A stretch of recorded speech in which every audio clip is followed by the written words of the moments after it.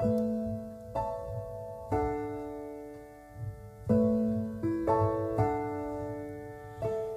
I got you on the back foot? And you know I got you really good.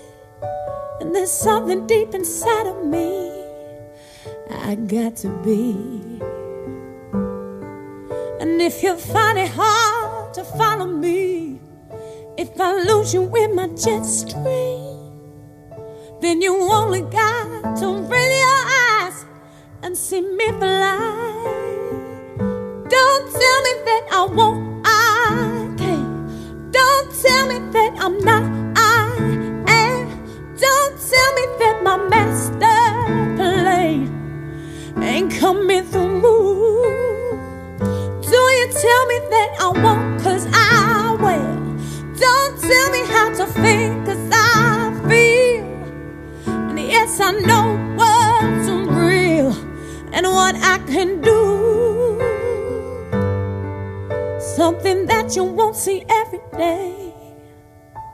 A little girl who found her way through a world that's designed to break on love of your dreams. And if there's one thing I would say to you, is that there's nothing that you can't do. And yes, it's all about your attitude. Don't let them get to you. Do you tell me that I won't, I can't. Don't tell me that I'm not, I am. Don't tell me that my master plan ain't coming through. Now do you tell me that I won't, I will. Don't tell me how to think, 'cause I feel.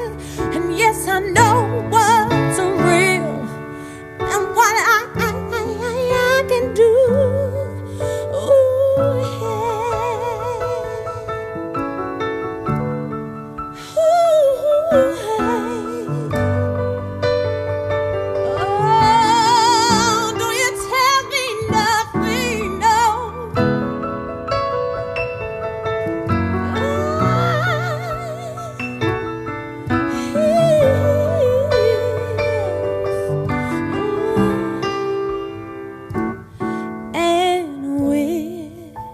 Singing in our own voice, we can make that choice to be free. Yes, we're singing in our own voice. We can make that choice to be free now, to be free now. Don't tell me that I won't, 'cause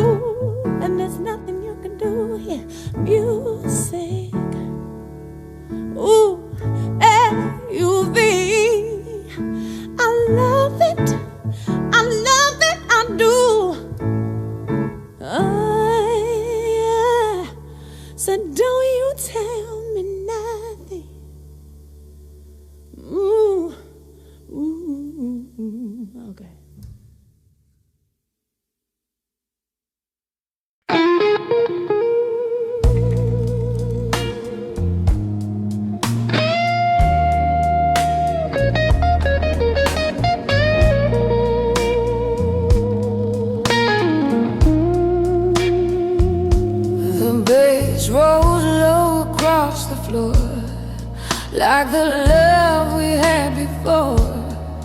Every step I take tonight echoes in the neon light.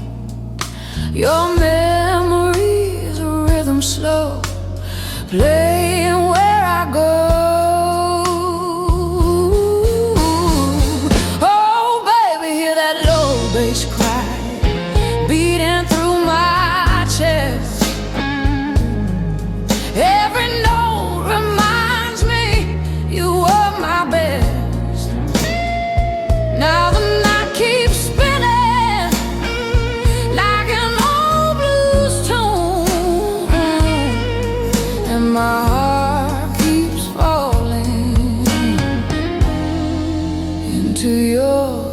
bassy moon.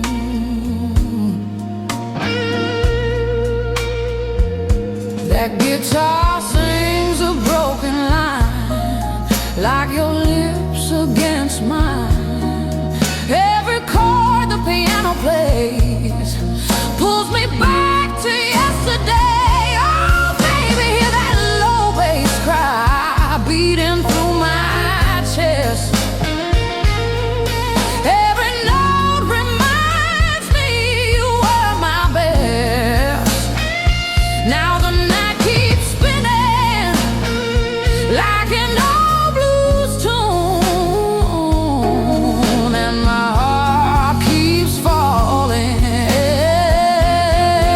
into your bassy moon. Love like ours don't fade away, it just turns into the blues. And every bar I sing tonight still belongs to you. So let that bass keep rolling slow through the midnight air, 'cause every lonely blues I sing still finds you there.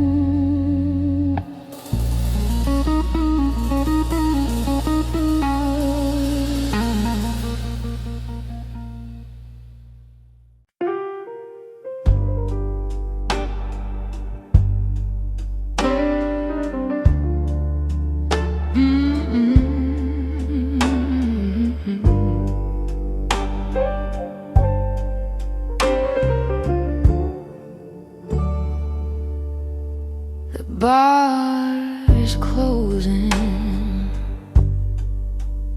lights burn low, your shadow's gone, but I still know your whiskey glass still warms my hand, like you never left this lonely stand.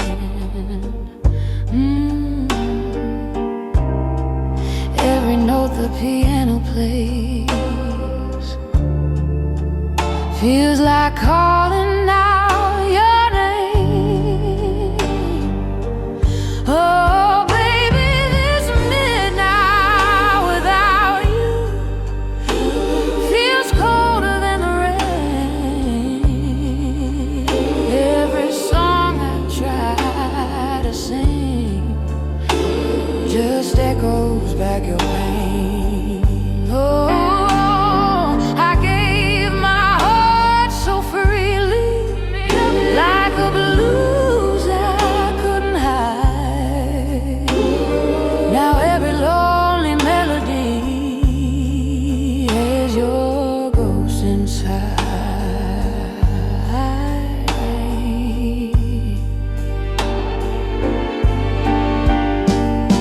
The jukebox hums a broken tune, just like my heart beneath the moon.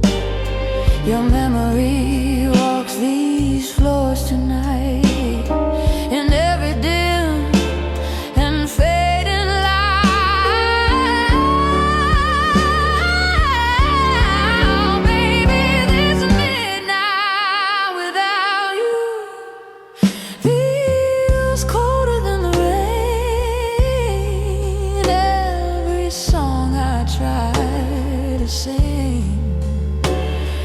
just echoes back your pain. Oh, I gave my heart so freely, like a blues I couldn't hide. Now every lonely melody has your ghost inside.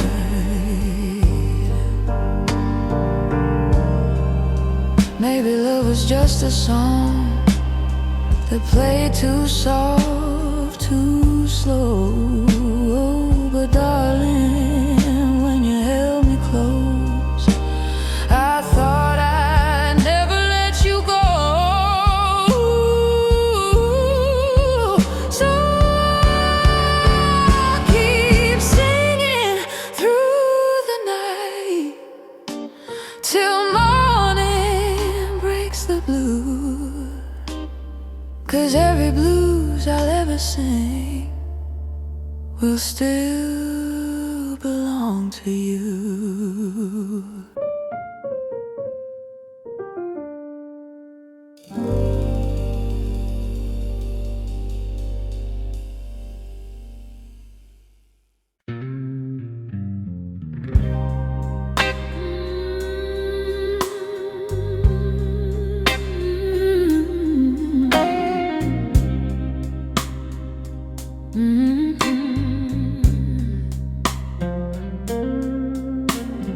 Bass rolls low across the floor like the love we had before. Every step I take tonight echoes in the neon light. Your memory's a rhythm slow, playing where I go. Oh, baby, hear that low bass cry beating through my chest. Every note reminds me you are my best. Now the night keeps spinning like an old blues tune, and my heart keeps falling into your bassy moon.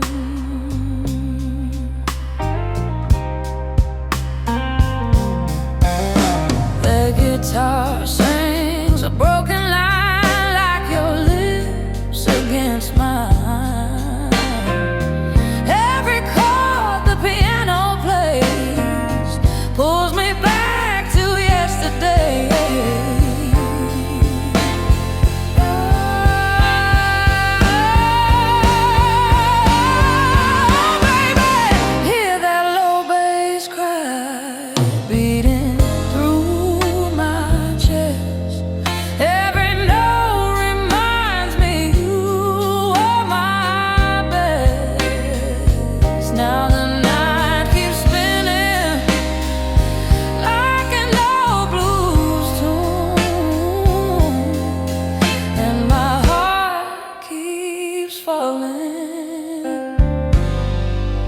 Into your bassy moon.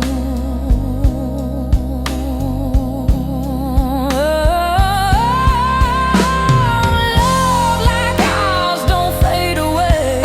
It just turns into the blues. And every bar I sing tonight still belongs to you.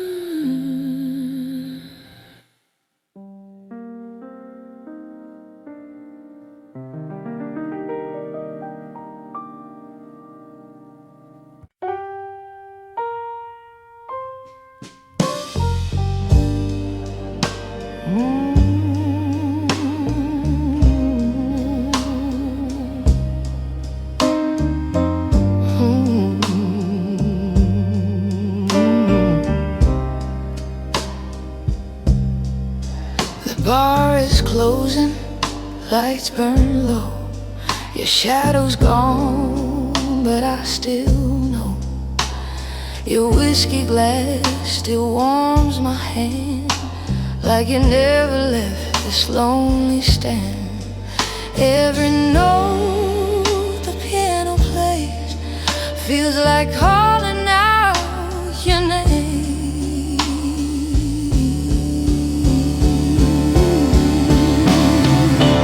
Oh baby, this midnight without you feels colder than the rain. Every song I try to sing just echoes back your pain. I gave my heart so freely, like a blues I couldn't hide. Now every lonely melody has your ghost inside.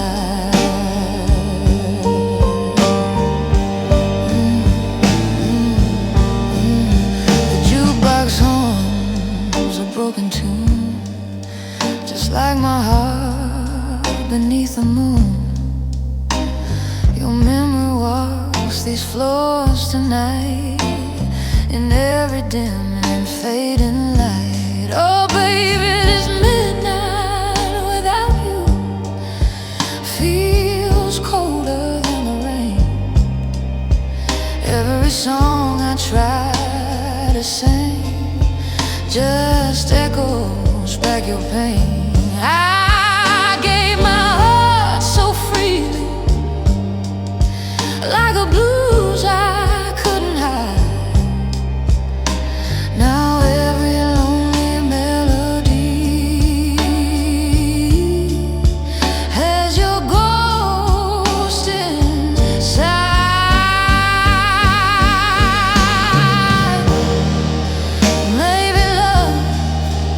Just a song that played too soft, too slow. Darling, when you held me close, I thought I'd never let you go.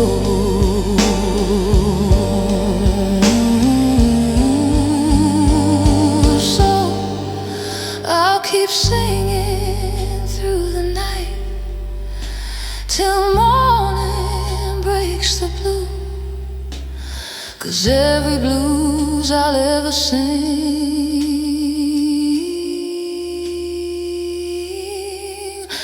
will still belong to you.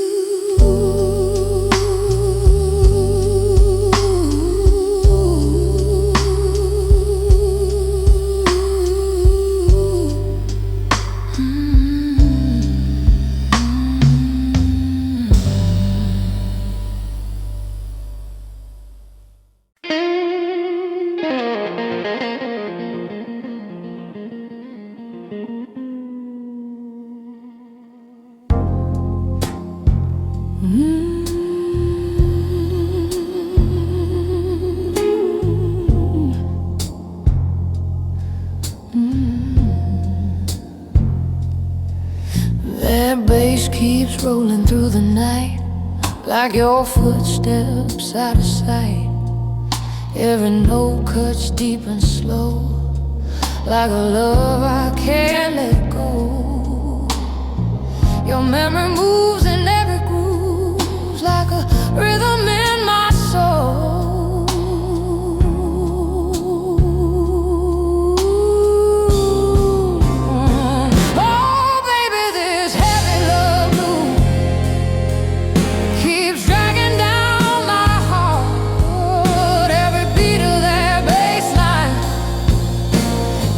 My world apart. I try to leave your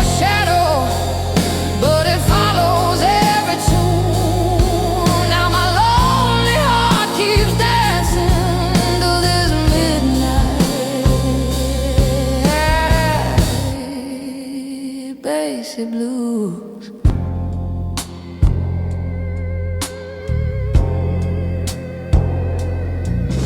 That low bass crying through the bar sounds like whispering where you are.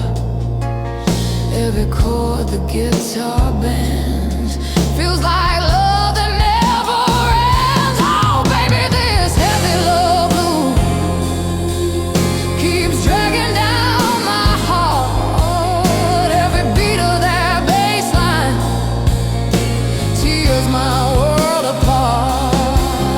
I try to leave your shadow, but it follows every tune. Now my lonely heart keeps dancing to this midnight basic blues.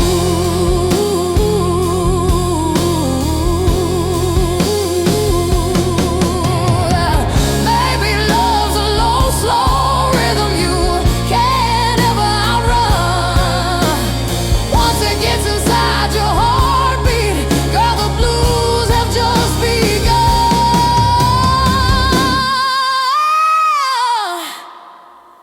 So let that bass keep rolling low. Let the whole world hear my pain. 'Cause every blues I sing tonight still whispers your name.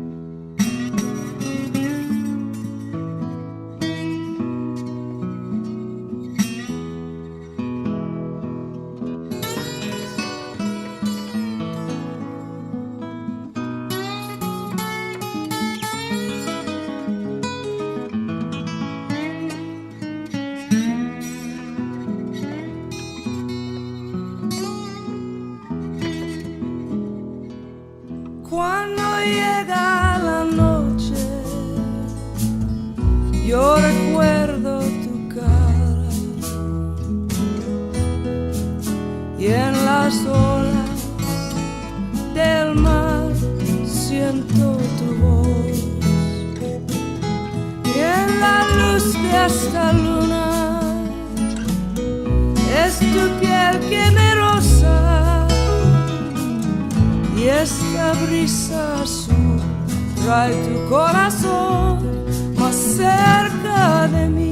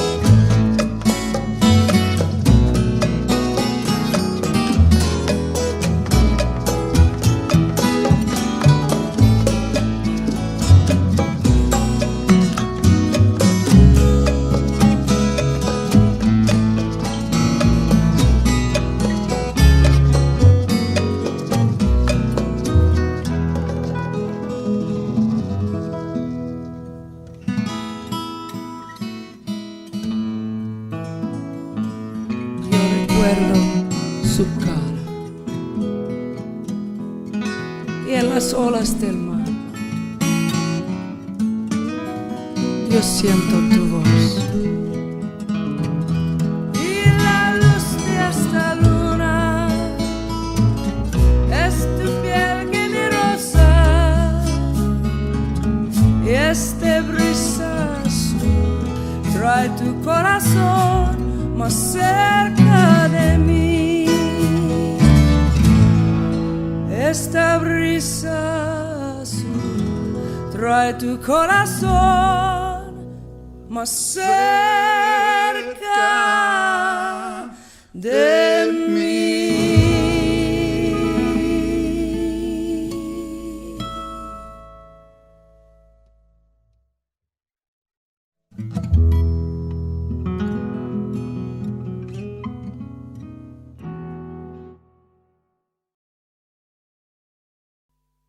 Had dinner with him last night. The grey man. Oh, were you? Basher. Oh, Basher. He's fantastic. What a fine man. A fine musician.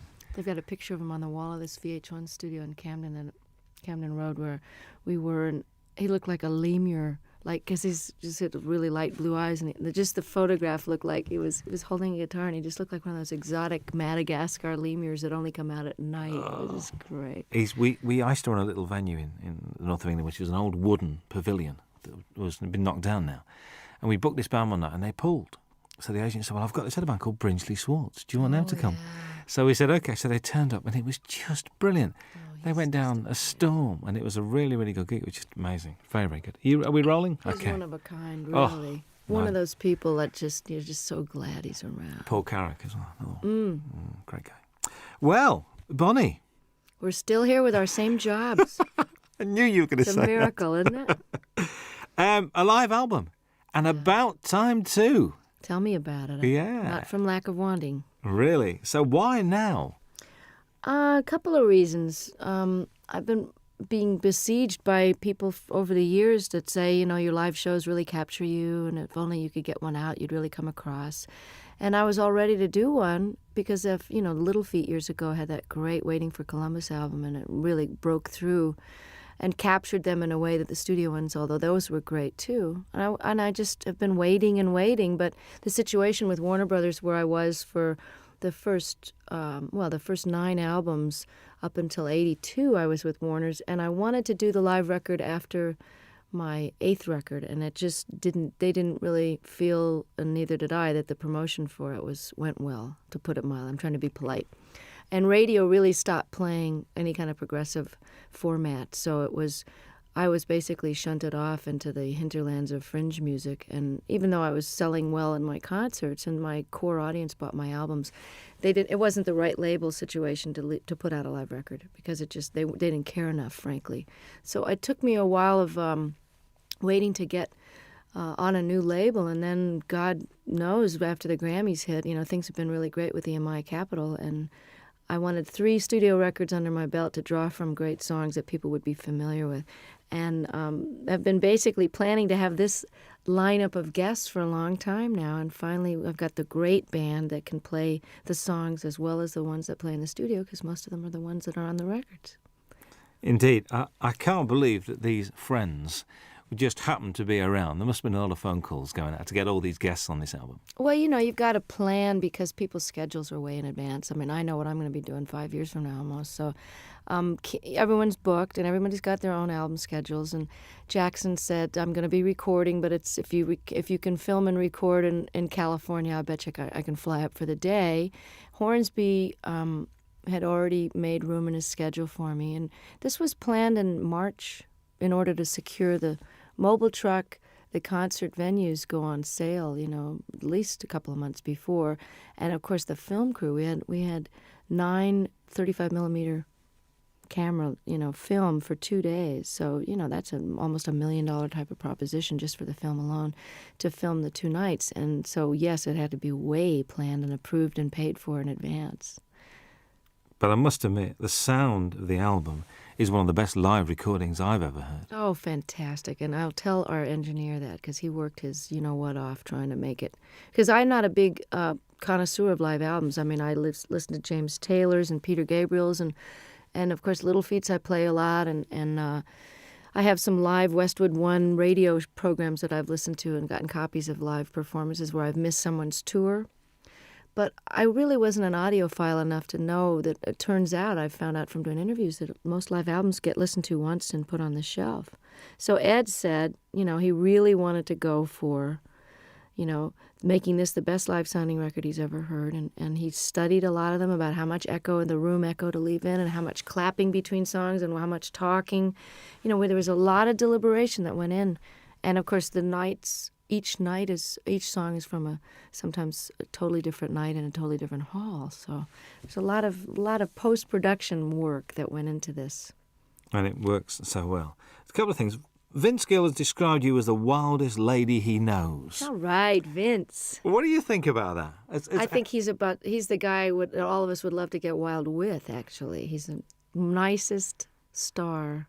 Well, actually, Brian and Bruce and Jackson, my special guests, are pretty nice, too, in the unneurotic field. You know what I'm saying? Like people that are just folks when you meet them. I don't know if that was your impression, but I know that Vince and I, over the years, I mean, when he was in Pure Prairie League and I was still on Warner's, we ran into each other, and we actually did a duet together when he was first a solo act. We did a song called Let's Do Something Even If It's Wrong. And he and I were both kind of wild. I don't mean that in a biblical sense. I just mean, wild rockers. We didn't get into this line of work because we like to go to bed at 9 o'clock. Well, you don't start till late anyway, do you? It's not late. You know what? I get up early when I'm off the road. I like the daytime hours because if you're not up partying at night, there's really no reason to be up past midnight unless you just get into one of those great moments when you can write and you're reflective and everybody else is asleep. But I've started to really like the early morning dawn hours. In London, when there's nobody else around, it's very good. I was in New York last year and we drove out of the city we just drove out for about an hour at about 6, 7 o'clock on a Sunday morning. Nothing in New York. Very strange feeling. I very, bet it was very bizarre. strange. I bet. Very, very weird. Do you think marriage has given you a different outlook on life? Have you calmed down or not? Or do Michael and you have a sort of a thing, I don't think marriage has much to do with the calming down. I think just getting older from your 20s to your 30s, there's a certain calming down. And I don't know about your life, but most of the rockers I know, and by rockers I mean not such as a musical categorization as in party as much as you want and can get away with kind of a thing. Like I would never jeopardize my job or walk around stumbling. And, I never was one of those kind of visibly out of it kind of a person where people would comment on it. It was more like a private thing after the show. But lifestyle changes in your 30s are necessary if you want to keep your wits, your memory, your looks, and your health, not to mention the most important, which is your music. So even though I never jeopardized my job, I think my effectiveness, how many hours of the day I was able to be productive, was starting to get affected by my extracurricular activities. So my calming down that way happened in my mid-30s when I kind of quit drinking and took up yoga and bike riding and doing all those things with the ravages of time so that you end up feeling more energetic and more able to do your gig and have more fun because it just isn't fun to feel bad, I mean, I know some people make a career out of it, but the feeling bad is for the young. And marriage has just been, it's a challenge, and it's very adventurous, and it's exciting to know that somebody's not going anywhere when you have a big row. But it's also comforting to know that there's a level of commitment that makes the rough times more doable, and that makes the sweet times very, very deep. And, the learning about each other and learning about yourself. Stuff comes up in marriage that didn't come up when you're living together with other, I didn't live with Michael until we got married. And you repeat patterns in your parents' marriage, whether you wanted to or not. And I found that to be a very big surprise because it didn't happen before until you get married. I think you hear those words coming out of your mouth and you go, there she is. There's that mom thing again.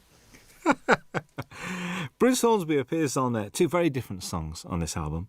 Very much Think Called Love and I Can't Make You Love Me. He's not only a great musician, but a really nice guy. And these 2 songs not only show the diversity of your talents, but also his as well. Was that why you asked him to play on those 2 songs? It was one of those things where on the tour we did together last year, we did a 4-month double bill of the Outdoor Sheds when my new album was out. And it's quite obvious that I just think the world of him. And he made such a difference on I Can't Make You Love Me. And then he invited me to play on and sing on his last record before this current one. Then we did the tour together, and as an encore, he came out and played the accordion, and he's a great practical joker, so it was a way to keep him off the monitor man's back, where he would probably have given me nothing but hi-hat in the monitors and messed with my sound on stage. So I kept him out of trouble by having him on stage, and, he's my favorite singer and writer, I think. It's just, Prine and Jackson Browne and him, that's it, and Paul Brady. I Can't Make You Love Me, I can't even imagine recording live without him on it. So he was very gracious, and I just got to participate in his PBS special and got to play with Pat Metheny, the 3 of us on stage alone, singing The Tide Will Rise. And it was just absolutely a highlight of, my respect for those men is just unbounded. And his musicianship is far surpassing anybody in the pop world that I know. He's really as nice a person as he is a genius, too. Whenever I bump into him, it's like, and it's like he sits down and he talks to you and he takes time. Mm-hmm. It's never, so I've got to rush now. He's just one of those guys. And I thought his current album was very, very good. I do, too. He's really a jewel, and such a normal guy. Just like Don was, And like, it's interesting because I've gotten to know Brian the last few days more because we've been hanging out at the Top of the Pops. And he also is totally without any kind of ego attitude. And, you know, he's not neurotic and paranoid or any of those stuck-up things that people get when they get to be a big shot. And I'm so lucky to have these guys as models because they've been famous longer than me. You know, Hornsby came out of the box with big hits, and he's just nonplussed, totally regular guy. That's why you get on so well, because you're the same. You've got the same attitude, and that's why, and it shows. I reckon this record's great to listen to when driving. I mean, I've been driving around listening to this. I think it's brilliant. God, I'm so glad. You know, it's so new that I haven't had reviews yet. So this is it. Give it to a friend. So go and drive around, listen to it, and it's great. A song on it, Shake a Little. New song to you. New song by the guy Michael Ruff, who wrote "Cry on My Shoulder" on Nick of Time, and. I listen to so many tapes of things where people have a cover letter that says, "This is so perfect for you. We've had you in mind," and then it's just dreck. So I appreciate the thought, but, you know, I don't know whether to throw a bucket of water on them the next time I see them or just never answer their phone call. And then there's these jewels like Michael Ruff, who's a brilliant artist on his own and has never gotten the attention he deserves. And I think he's actually got quite a good career in Sweden going on for some reason. But he had 2 great records on Warner Brothers years ago, and the women are all mad for him because he's absolutely gorgeous. But what an unbelievable tune. I'm glad you mentioned it because I love it. I think it made a good single, actually. I was listening to it. I think so, would make a good single. Matters of the Heart is haunting. I mean, that's one where I think you mentioned this capturing the audience. You could hear a pin drop in that auditorium. They're all there as one, I think. I mean, and hadn't heard the song before, too. So that was really which is great. like, oh. Yeah. And, I mean, did you feel that was a special performance that night with them? Exactly. That was why we picked that night's performance. I mean, all the great part about recording 6 nights is that we really got the best performance of each one. It was hard to choose sometimes, but there was always one that had that pathos and a unity of, you know, whether it was a spontaneity or just not thinking about it. Everybody forgot about the tape, and the audience, for whatever, it's almost like a great meal or making love. You know, there's just that one evening where it's that you're doing the same thing with your lover that you've always done, but it's just fitting and feeling perfect. And that this track has got a soulfulness to it, kind of a Ray Charles thing that, you know, Michael McDonald is an incredible writer and singer. So the fact that to wrap myself around one of his songs like this is, you know, you're as good as your material, and like I Can't Make You Love Me, this is one of those classic songs. I think what's nice about this record as well is it's not Bonnie Raitt's greatest hits live, which I'm so pleased about. It's a real, it's almost it's a comment and it's a reflection. Was that purposeful, the way you selected the songs? Yeah, and I'm glad to hear you say that. This is terrific that it's coming across, even in its shortened 1-disc version of the 2-hour concert. I mean, we were actually surprised, Don and I, when we had to narrow this down, that this played as well, and we almost like this order better than the ones with the extra 4 songs on it. I had no intention of doing a greatest hits because why would somebody want to buy it? Well, I suppose they would want to have all those so-called hits on one record, but why not try letting the songs go out the way they've evolved over the last few years? I mean, Love Me Like a Man, I recorded in 72, and the guitar solo is never going to be the same twice. And certainly Have a Heart and Love Letter and different songs from Nick of Time, you know, all of these songs have taken on their own character depending on the tour that we play them. Each tour, everything gets a little shifted by the band members, you know, because just to keep it interesting, but also they just grow. Tempos are changed, you know. Have a Heart has a kind of a South African guitar part on it, and that's partly because I've got one of the greatest guitarists as a foil now, George Marinelli, who used to play with Bruce Hornsby. So I wanted to add something different to the older songs and give people, we got 6 new songs, so it's a little bit of everything. I think so. Charles and Ruth, I'm pleased they're on there. I get the impression the way you were together, there's a real mutual respect amongst the 3 of you guys. Oh, total. I mean, of all the people that are on a stage at once, everybody has admiration so deep that, you know, I hope it comes through, and I'm glad to hear you say that it can be felt, because Ruth Brown single-handedly was such an influence on Etta James and Aretha Franklin and all the people that I grew up listening to when I was old enough to read about their influences. They were the ones that mentioned Ruth, because I, of course, was only, 1 year old when her first record came out. But she's built Atlantic Records with her singles. in the late 40s and 50s, as did Charles Brown, who's no relation, by the way. He's from a totally different part of the country, but he also was seminal in starting the whole West Coast blues sound, the transition between the post-war jazz era, and he took his Texas very funky roots. He also was classically trained, and he melded them into the style of jazz with the Art Tatum flavor and the beautiful classical music, to where Nat King Cole became famous based on the music that Charles Brown was doing. And, of course, Ray Charles is a direct descendant, although he doesn't credit Charles, and has never turned around and really helped him, nor have Chuck Berry and some of the other people that really grew up idolizing him. And I always felt it was strange that the great rhythm and blues artists and the white artists of today, who owe such an incredible debt to these pioneers, would not only not put them on the show, or at least throw some money towards the organization out of which they can get some health insurance, since they didn't get any royalties.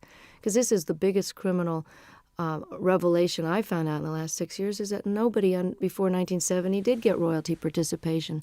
And we've just now gotten to the fourth large company to only now, 6 years after the organization was founded, to agree to pay a 10% royalty starting today, for example, as opposed to 30 or 40 years of lost royalties and 10 years of CD sales with no money coming, no health insurance. You know, every other industry has health insurance and takes care of their own, except ours. So this is a call out to the other artists that are listening and fans to make sure you support the reissues that are paying royalties, and don't buy the bootlegs, and don't sell the records direct. Send the money directly to the artist, believe me, before you rip them off for the third time. Absolutely. That's the Rhythm and Blues Foundation as well we're talking about. Yeah. Good to see blues on this. A fine tribute to Mississippi Frag McDowell. And I remember one night in the middle of winter going to Lancaster University, which is like in the middle of nowhere, because a friend of mine rang me up and said, "We've got to go and see this guy playing." I said, "What's he said?" "Mississippi Frag McDowell." I said, "Okay, we'll go." Went along, there was 8 people there. But the guy putting it on loved him, and it was obvious. The guy running the gig said, "Look, I spent my money on this, and just come and enjoy yourself." Isn't that the greatest? Because Fred, I'm telling you, was the most exuberant blues man. They always say, oh, they're so full of pain and grief. I mean, Fred loved to play more than anybody I ever saw, and they're just re-releasing I Do Not Play No Rock and Roll, one of the greatest double albums, and I think it was recorded here in London. I'm not sure if that was the one, or maybe there was just that in concert where he's wearing this Mexican poncho over a bright yellow sharkskin suit with a bolo, string tie, just unbelievable getup, and loved the girls used to just flock around him, these little white American and English girls just bat their eyes at him, and he loved it so much. Just like John Lee Hooker is just rolling around enjoying his success now, Fred was like that, and one of the greatest Delta bluesmen that ever lived. I mean, you say on there, you think these songs get better with age. Do you think your work gets better with age? I sure hope so. I mean, don't you think you're better at your job now? You got more seasoning and humor and perspective and knowledge. I mean, I always think people, as they get older, if they're lucky enough to keep their wits about them and don't get too cranky and discouraged, that people's wisdom and opinion at 70, 80, 90 years old they're like gems, If you're smarter now at 45 than I was at 25, why won't I be even smarter at 65? So I hope that my music is richer and deeper and more accomplished. And I never saw B.B. King or John Reid or Pablo Casals or Segovia get any less with age. They just got more. Absolutely. You're always introduced, which I do like, as Bonnie Raitt and her band, including Hutch and Ricky now. I mean, they're part of the furniture. Hutch, how has he been around? He's a long time. He's has the distinction of being one of the only white guys ever play in the Neville Brothers, although they've had a white guitarist for a while. He is so respected by every type of musician. He played in Central America, lived there for a while. The New Orleans cats think he's just it. He lived in San Francisco, was in a band called Copperhead. He knows Celtic music inside and out and can play jazz, Algerian music. I mean, there's nothing the guy can't play. And if you ask him a question, he can give you every detail of every side musician. So he's like a walking encyclopedia. These are sort of nice guys to have around, I think, to contribute to what you're doing. Oh, I'm so lucky to. And this is the best benefit of success is that while Hutch has been with me for over 10 years at whatever salary level I was at, he was with me during the rough years in the 80s too, rough meaning couldn't pay very much. Ricky, who has been a successful producer living in Australia, doing film scores and, just co-produced the Boz Scaggs album. And, for those of you, Ricky Fattar from South Africa, he was in a young band called The Flame that was quite famous and was in the Beach Boys for a while. I'm able to afford musicians of the level that I've got now, and that is probably that and raising really great amounts of attention and money for political causes that really need the bucks. Those are the two most incredible aspects of my success that have made the biggest difference, that and good catering, backstage, to actually eat food that hasn't been sitting there for 4 hours. But to be able to play with Ricky and Hutch and have them leave home and come and play with me is just, it's like a dream come true to every night have these guys. And that's why this record was done now. That's why I say in the liner notes, this was the time and you are the reason. Absolutely. Jackson Browne had to be here, really. There aren't many stages that you and him haven't shared over the years. Mostly benefits as well, actually. But, to do Opening Farewell is just a bit special, I think. And, we didn't know what we were going to do. I was going to cut this wonderful reggae tune that he did on his last record called I Hear Your Heart Beating Everywhere. I love that song. And I thought we could have a duet, kind of a, We Be 40 kind of a thing. I don't know. And we tried it in my key, and it just didn't sound as good as his. So I said, well, maybe we should send the band off to the wings and just sit here and play Opening Farewell. And it was just done. He came and never had a chance to rehearse it. He never had sung it in that key, never sung a harmony part. And all of a sudden, we're filming and recording it for the history, and he was really a champ. I can barely look at him because I love him so much. And he's so gorgeous and never changes. But, yeah, I said that he had to be on the live record because he knows too much about me, and I'm afraid he's going to talk. He knows where the body's buried. Well, I know where his skeletons are buried, too. There's an argument that drink and drugs have added to some of the finest music and literature. And also that all the great artists have got to be a shade crazy. Eccentric, crazy, call it what you will. What do you think about that? Totally agree. It's true that some of the greatest works of literature that are currently recognized and studied by even the religious right as great works of art. Hemingway, all the great works of the 20th century, certainly that whole revolution in the 20s, people were faced. I don't know what the expression is over here, but pissed or whatever. There are a lot of that whining and writing about your mother and tortured. A lot of that stuff, when you know about addiction, you know where that mentality is coming from. Well, that's what makes great artists torture.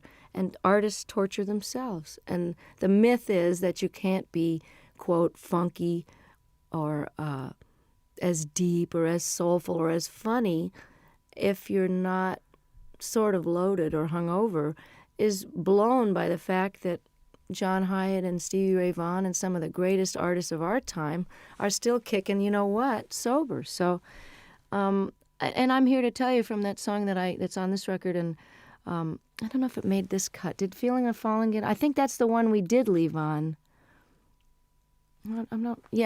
Because I want to let people know that just because you're straight doesn't mean you're not totally miserable and twisted sometimes.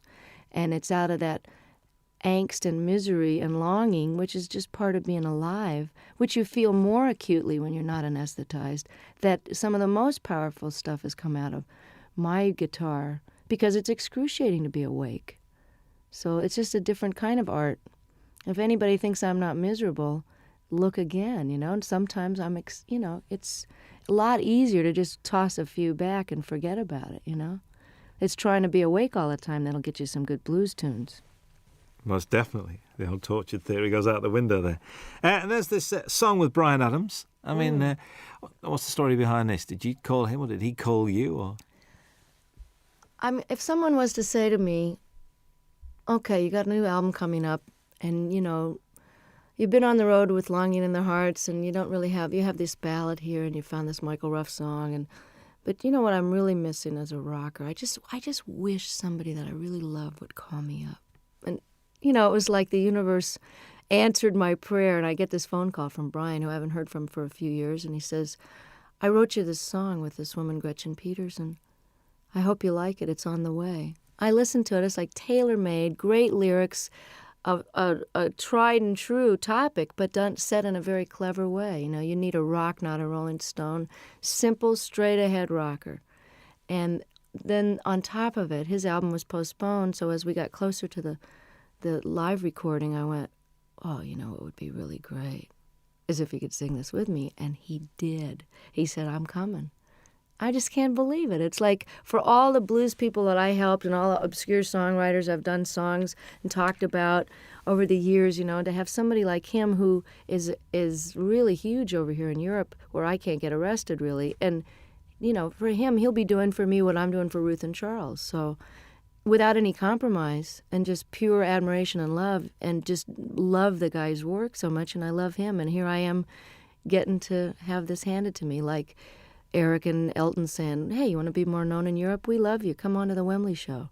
That's the payback, is that it all goes around in a big circle, and then I get more well-known, and I can bring Charles Brown over to Europe. So that's the way it works, Oh, that'd be very pleasant, actually. Very nice indeed. There's 3 songs that run together. There's Longing in Their Hearts, Love Sneaking Up on You, and Talking Heads, a storming version of that. All right. Were they the same night? Because they just run together. I think they are the same night, actually. But they were pretty slamming all. Sometimes we do Come to Me in the Middle, which we didn't have room for on the record. But again, you can get it on import probably. I always thought of doing Burning Down the House since I first got the idea. I've always wanted to cut the song, but I had no idea whether we would do it on this record or whatever. I didn't know if it would make the record. It was just one of those sound check into the last encore of the night. And, by the time you're at the encore point, your fans are so nuts. You can basically play Rachmaninoff's symphonies and get away with it with a reggae beat. But I love Talking Heads. I love this song. Always heard it with slide guitar. And it's very similar in the clavinet part to Love Sneaking Up on You. So I had them as a segue, like half of Burning Down the House into Love Sneaking Up on You. And about 3 gigs into the tour, all the reviews were mentioning, and the audience was jumping up and standing, they were mentioning Burning Down the House. So Don suggested, he said, hey, why don't you just finish the song and flip the order and stick it on there and we'll put it on the record. And I said, no, nobody's going to go for that. And hey, I like it. Listen, it works really, really well. Kim Wilson guests on the album as well. When the Fabulous Thunderbirds are one of the best kept secrets in Europe, like yourself. Well, that's why I plan to change it. I mean, I'm really glad that by doing a record with Delbert on Luck of the Draw, that 5 million people have that album and now know who Delbert McClinton are, as if anybody's been asleep in a closet and doesn't know. The other great white singer of rhythm and blues is Kim Wilson, and one of the greatest living harmonica players. And Kim and I have been talking about doing this song and performing it together for years, since they first wrote it on a record tastefully entitled Butt Rockin', which I'd love to hear him explain that to his folks.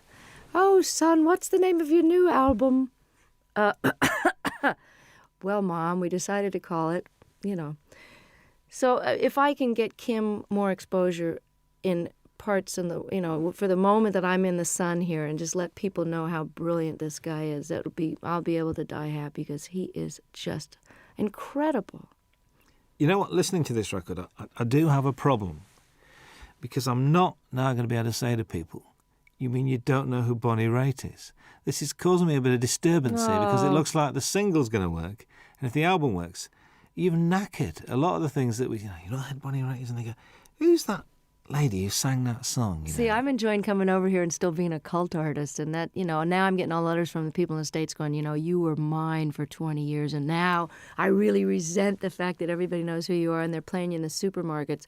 But I wrote the guy back. I said, hey, 20 years in small theaters, can't you cut me some slack? I get to have Ricky Fataar in the band and Hutch. Let me have a moment in the sun here. And while these rhythm and blues artists are still around, and while Kim deserves to be heard, let me show the rest of America about these guys.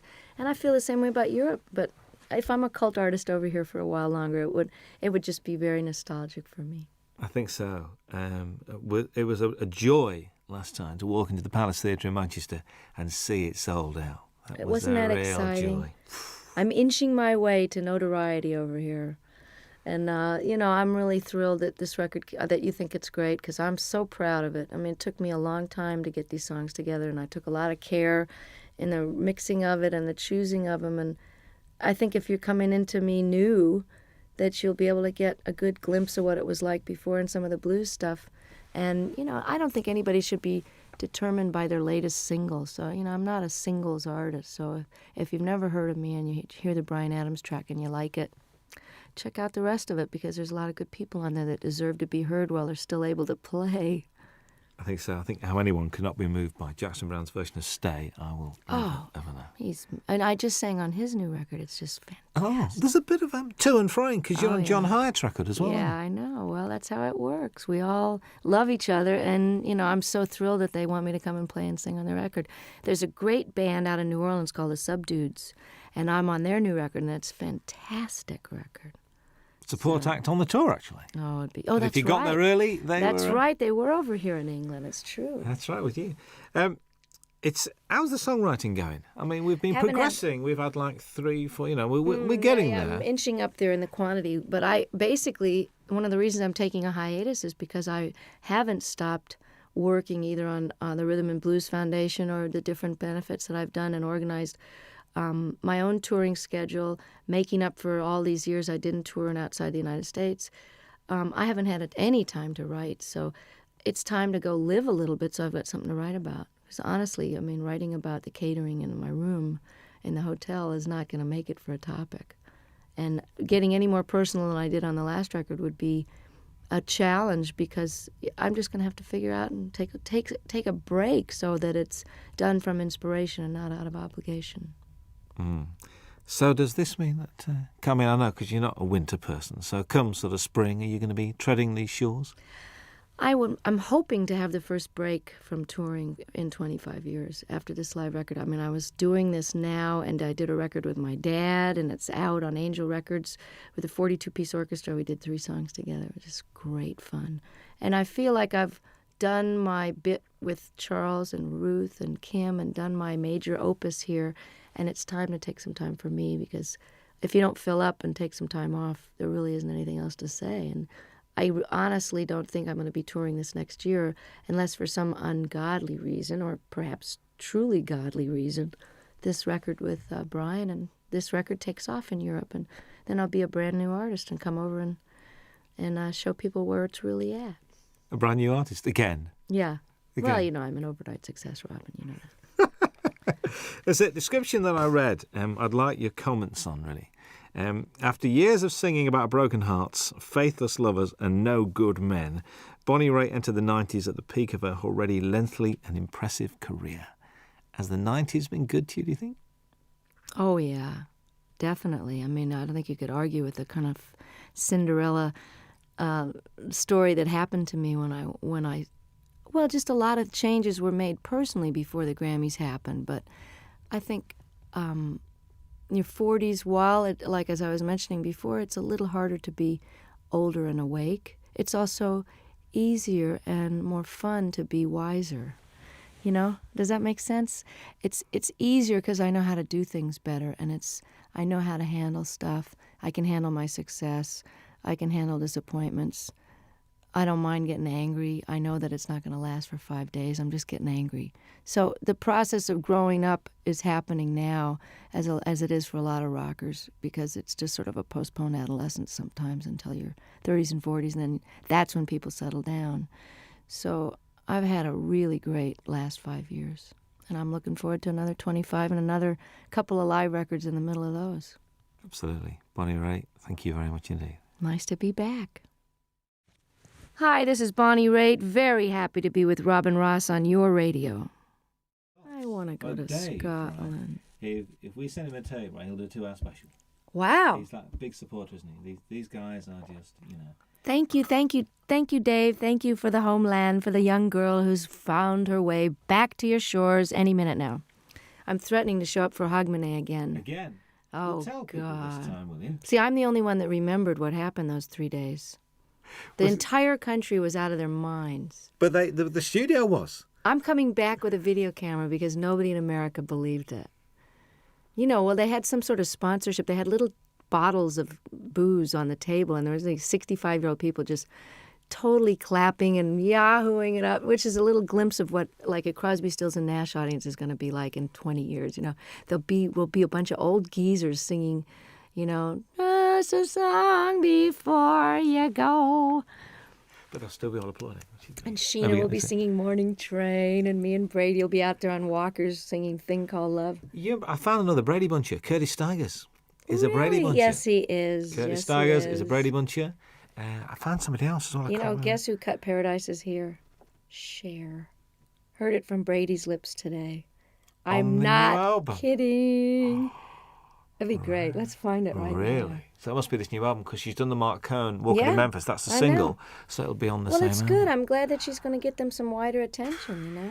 Brady's record was great, wasn't it? Mr. Cummings won't know what's hitting. He won't know what to do. I know. He's great. I ring him up. I really wanted to do that song too, but Tina had already done it. I think that Cher track's coming out for Christmas as a Christmas single.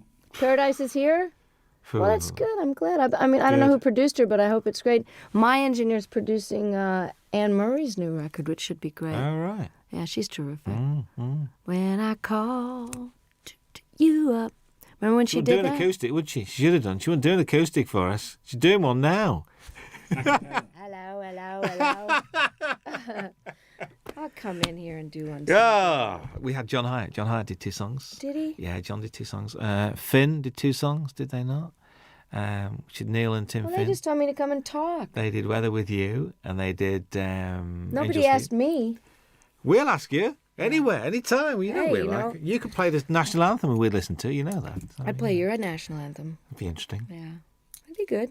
We Be good. good. So you're going to Scotland on this break? You're going to try. I want to. I was threatening to go to Ireland or Scotland over the weekend, but I'd like to come back when the days are longer, because it's too hard to come over here and have it get dark at 4. Yeah.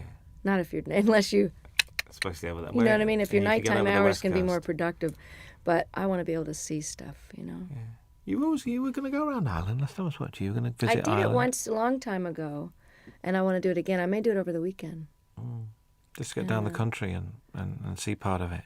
Well, I did get a whole week in did you? there. I did get a week in Scotland, a week in Ireland back in 91, right after the Grammys. Randy Newman's on Jules Holland on Tuesday night. You should get him in here. I'd love to. With Warner's, you see, Warner's a bit strange. So my best man when I got married is head of promotion at Warner's, and he won't let me do any interviews. He said, I leave it to the regional people. I said, but we're getting like 50 Randy's stations. great. I know. I mean, Faust is a great record. Lovely man. When's Bonnie Call Raitt on Peter later? Asher and tell him I told him that he should do it. Excuse Tell me? him who you talked to. Tell him all the people you talked to and how many stations We're you going to get. start to, yeah. Well, Just call him we got you directly. on, did we get 50 last time? Peter and Gordon. Tell him you're a Peter Gordon fan and call Peter Asher. Remember Peter and Gordon? I actually That's went Peter to see Asher. Peter. He's I said, I Randy's- know. he's But he used Randy's to manage manager. 10,000 Maniacs as well, didn't he? Yeah. He manages Little Feat. And now he's head of Sony, I think. That's right, I forgot. He got a new job. My former manager is head of Atlantic, then head of Warner's, now he's head of Mercury.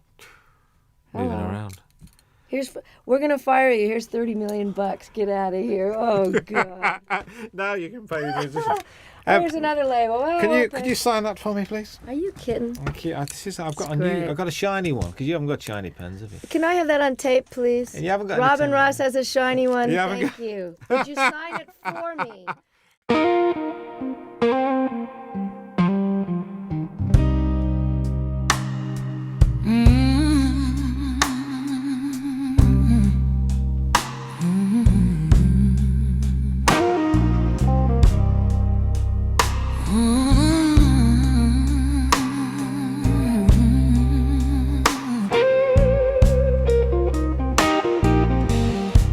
That bass keeps rolling through the night, like your footsteps out of sight. Every note cuts deep and slow, like a love I can't let go. Your memory moves in every groove, like a rhythm in my soul.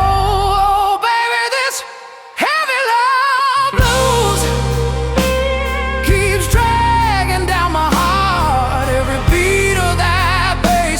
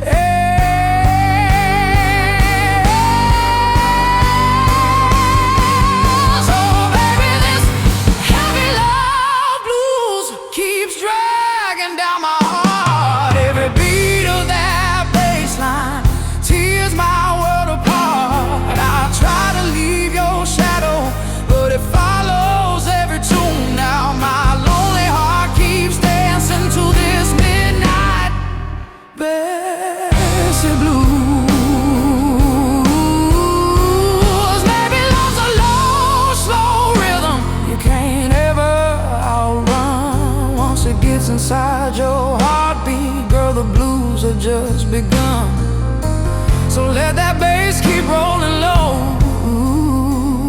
Let the whole world hear my pain. 'Cause every blues I sing tonight